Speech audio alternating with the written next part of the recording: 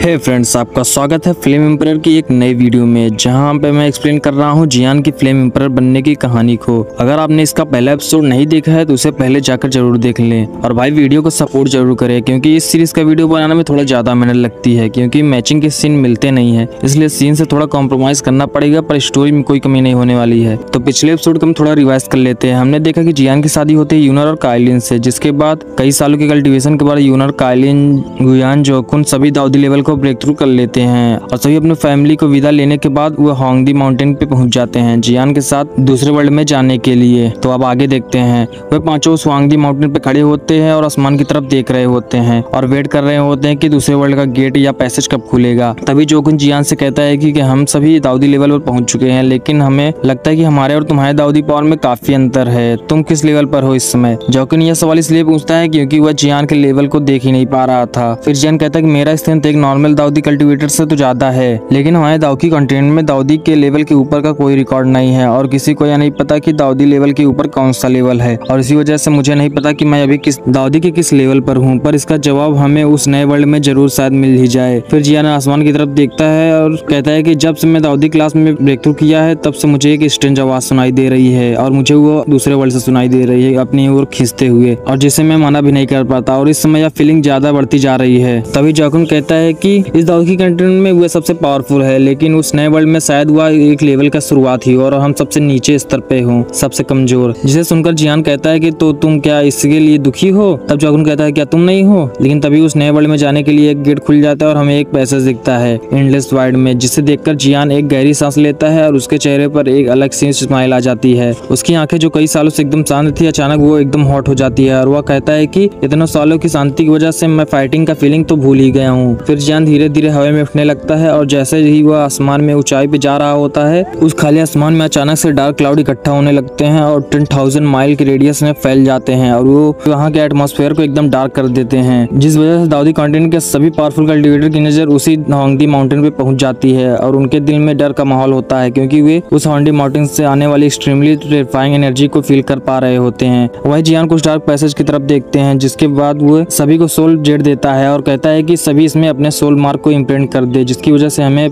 आगे जाकर किसी के साथ अगर कोई इंसिडेंट होता है तो पता रहेगा उसकी वह जिंदा है कि नहीं, और इसकी मदद से हम उसे ढूंढ भी सकते हैं। और इसी के साथ जियान उन सभी को कई सारी पिल्स भी देखता है, क्योंकि न्यू वर्ल्ड में जाने के बाद क्या उनको फेस करना पड़ेगा किसी को कुछ नहीं पता, और उन्हें ये भी नहीं पता था कि वो एक जगह ट्रांसपोर्ट होगी अलग अलग जगह पे। जियान ये सब कहते हुए उसका फेस एकदम काफी सीरियस होता है, क्योंकि वो फील कर पा रहा था डेंजर को आने वाले उस नए वर्ल्ड में। फिर जियान इसी सीरियसनेस के साथ कहता है कि सभी मेरे साथ ही रहना, मुझे फॉलो करना और एक दूसरे से अलग मत होना, और अगर कोई डेंजर फेस करो तो सबसे पहले अपने आप को प्रोटेक्ट करना, क्योंकि अगर हम अलग हो भी गए तो हम सोल जेट की मदद से एक दूसरे को ढूंढ लेंगे उस नए वर्ल्ड में। इसी के साथ जियान काइलिन और यूनर दोनों को अपने दोनों हाथों से पकड़ लेता है और लाइटनिंग की स्पीड से उस पैसे से होकर जाने लगता है। वहीं गुयान और जोकुन भी उसको फॉलो करते हैं करीब से। वहीं हम देखते हैं दाऊदी कॉन्टिनेंट में काउंटलेस फिगर इस घटना को देख रहे होते हैं, तो कुछ लोग पता होता है कि यह जियान है और कुछ को नहीं पता होता, और जिन्हें पता होता है वो नील करते हुए कांग्रेचुलेशन करते हैं एम्परर युआन को, और सियाओ फैमिली के लोग सियाओयान का नारा लगाने लगते हैं। इतने सारे लोगों के एक साथ बोलने की वजह से हेवन और अर्थ में पूरे आवाज गूंज उठती है। और फिर हम मास्टर यालो को देखते हैं, जिनकी आंखें भर आई होती है। वह कहते हैं कि लिटिल गाय, वह नया वर्ल्ड इस दाऊदी कॉन्टिनेंट से 10,000 गुना अच्छा होगा, एक्साइटिंग होगा, और जब मैं दाऊ एम्परर बन जाऊंगा तो मैं उस नए वर्ल्ड में जरूर आऊंगा उस नए वर्ल्ड की लुत्फ लेने के लिए, इसलिए तुम वहाँ अपने पावर को जमा कर रखना और मुझे वहाँ आकर एंजॉय करने देना। फिर हम सियाओ को देखते हैं, जिसकी आंखों से आंसू रुकने का नाम ही नहीं ले रहे होते हैं। भले ही वह 1000 लेवल की कल्टिवेटर हो, लेकिन अपने फैमिली को इस तरह जाते हुए देखकर से बर्दाश्त नहीं हो रहा था। वह कहती है कि फादर, मदर और मदर यूनर, मैं जल्द ही आपको ढूंढने उस नए वर्ल्ड में जरूर आऊंगी जब मैं दाऊदी क्लास से पहुंच जाऊंगी। फिर हम छोटी जियान को देखते हैं, जो कहती है कि जियान, तुम उस वर्ल्ड में सेफ रहना और तुम मर नहीं सकते, क्योंकि तुम्हें अभी मुझे और सारी मेडिसिन देनी होगी खाने के लिए। फिर सीन चेंज होता है और हम देखते हैं डार्क पैसेज में, जहाँ कुछ दिख नहीं रहा होता है वह पैसेज डार्क से भी डार्क होता है, और वहाँ कुछ ऐसे अजीब फिगर होते हैं जो उनके चारों तरफ घूम रहे होते हैं। जियान और उसकी टेली बहुत देर से उसे स्पेस पैसेज में फ्लाई कर रहे होते हैं, पर उसका अंत कोई दिख नहीं रहा होता है। तब जियान कहता है कि सभी सावधान रहे, यहाँ पर कुछ ऐसा है जो हमारे दाऊदी को खाया जा रहा है। लेकिन तभी उनके सामने पैसेज के अंत की तरफ एक लाइट दिखती है, जिसे देखकर जियान कहता है कि शायद वही एग्जिट है इस पैसेज का, पर सभी केयरफुल रहना, मुझे ऐसा लगता है यहाँ पर कुछ तो गड़बड़ है। वह कालिन और यूनर के इशारों में क्लोज रहने कहता है उसके, लेकिन तभी उस एग्जिट के कुछ दूरी पर एक स्ट्रेंज लाइट अपेयर होती है, मानो वह किसी बीस्ट की आंखें हो, जिसे देखकर वह सभी रुक जाते हैं और उसी लाइट की तरफ देखने लगते हैं, उस पैसेज के अंत की तरफ। जो लाइट उस पैसेज के एटमॉस्फेयर से मेल नहीं खा रही होती है, जिसे देखकर उन्हें फील होता है यहाँ पर कुछ तो जरूर ही गड़बड़ है। वह सभी यही सोच रहे होते हैं तभी वह दोनों लाइट बड़ी सी आंखों का रूप ले लेती हैं और एक आवाज आती है हंसते हुए कि दाउकी कॉन्टिनेंट से पिछले 10,000 सालों से मैंने किसी दाउकी स्ट्रांगमैन को नहीं देखा है। मुझे विश्वास नहीं हो रहा है, आज वही 5 दाउकी आ गए एक साथ। तुम सबकी हेल्प से मैं जहाँ से जरूर आजाद हो जाऊंगा। वह पैसेज टनल काफी डार्क होता है, इस वजह से उस डेंजर की सिर्फ आंखें ही दिख रही होती है, लेकिन वो उसका शरीर नहीं देख पा रहे होते हैं। पर जियान उस बीस्ट की डेंजर को महसूस कर पा रहा होता हुआ तुरंत अपने heavenly flame, demon fire, nothingness और इंपरर फ्लेम को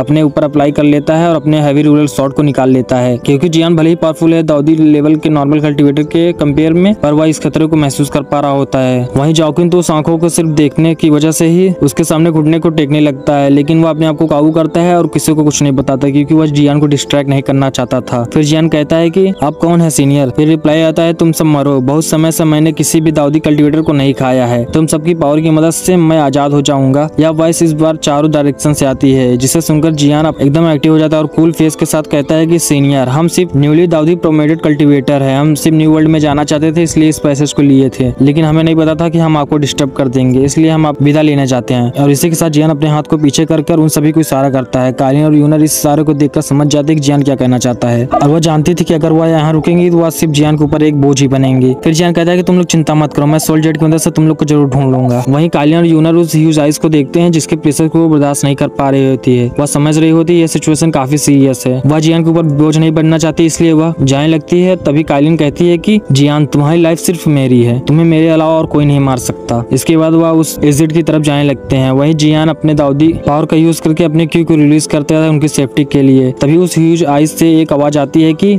तुम सिर्फ जाना चाहते हो लेकिन यह मुमकिन नहीं है। और इसी के साथ उस जाइंट आइस के अंदर से एक लाइट अटैक आता है उस एग्जिट की तरफ जो उसे डिस्ट्रॉय करना चाहता है, पर जियान उससे सीधे जा भिड़ता है और कहता है कि अगर तुम एग्जिट को डिस्ट्रॉय करना चाहते हो तो पहले तुम्हें मुझे फेस करना पड़ेगा। और इसी के साथ जियान अपने बुद्धा फ्यूरी फायर लेटर्स को बनाने लगता है और उसके बनने के बाद उसमें से 22 कलर की फायर एमिट हो रही होती हैं और उसे उस जाइंट आइस की तरफ छोड़ देता है, जिसके टकराव से मानो पूरा स्पेस पैसेज ही डिस्ट्रॉय हो गया हो। लेकिन वह उस एग्जिट के डिस्ट्रॉय होने के पहले काइलिन, यूनर, गुयान, जोकुन वहां से निकल जाते हैं और एक आखिरी आवाज आती है यूनर की। वह कहती है कि सौजान गए, हम आपका वेट कर रहे हैं, लेकिन यह याद रखना अगर तुम वापस नहीं आए तो मैं भी जिंदा नहीं रहूंगी। उन सबको सेफ बाहर जाते हुए देखकर जियान को थोड़ा शांति मिलती है और वह अपने मन में कहता है यूनर, काइलिन, तुम मेरा इंतजार करो, मैं जल्दी तुम्हारे पास आऊंगा। उस बुद्धा फ्यूरी लोटस के टकराव से पूरा स्पेस साफ हो जाता है और हमें दिखने वाला है उस जाइंट आइस की बॉडी। तभी जियान कहता है कि आखिर मैं भी तो देखे तुम हो कौन। तो इस वीडियो को यहीं तक रखते हैं, अगली वीडियो में हम देखेंगे कि वह जाइंट आइस किस बेस्ट की है और जियान उसे कैसे फेस करने वाला है। तो नेक्स्ट वीडियो देखने के लिए इस वीडियो को लाइक और चैनल को सब्सक्राइब जरूर करें।